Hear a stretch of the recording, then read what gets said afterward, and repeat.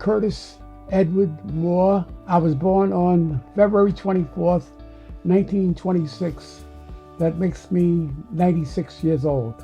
I graduated from high school in 1943, and shortly after I was drafted into the military. And even though I knew what was going to happen, this would have been the first time that I experienced the segregation. They took all of the black candidates that were on the way to the military base and put them in a certain car together, and the white candidates, they were in another car. Even though we all took our oath of office at Grand Central Station together, we were separated. This is in 1944. Hey, Mr. Moore. Look who's here, Daddy. It's David. Mr. Moore and I have known each other for about a year. Hey, buddy, good to see you. Same here. In our first few meetings, we were talking about things related to feelings about coming to the end of his life, hoping that he's ready to meet his maker. Talked about the family and kind of looking through the books he has, the photos, the history. I got married I remember in 1949 to my first wife, the mother of my 4 children, and subsequently I became a police officer. After the police department, after my 20 years, I said, okay, I'll apply for a security job within FAA. And they took me on as a special agent within the Security and Compliance Division. All of you remember Pan Am Flight 103. I think the year was 1988. And word got back to the office that the airplane had went down over a place in Scotland called Lockerbie. I was asked by my superior to go over to Kennedy Airport and see if I can give any assistance to the family of people that were flying that were going to arrive at Kennedy Airport. And here all these people, they didn't know that their loved ones were not going to make it back to Kennedy Airport. That was one of the unforgettable moments of my career.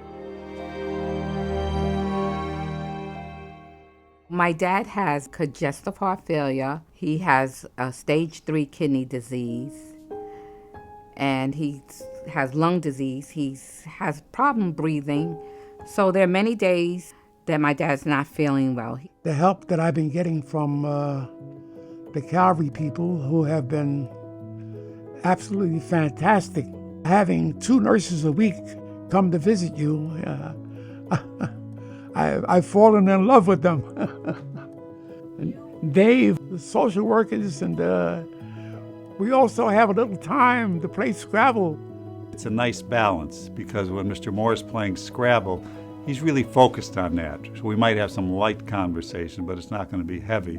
But when we need to talk, we'll sit on the couch and talk. Because part of hospice work with Mr. Moore or anyone is being there. And it doesn't mean that exciting or dramatic conversations always need to happen. In this past year, working with CalvaryCare, I feel like our time is renewed. I feel like we have time again, quality time to spend. So it's a beautiful thing, the whole support staff from Calvary, the different people that come in.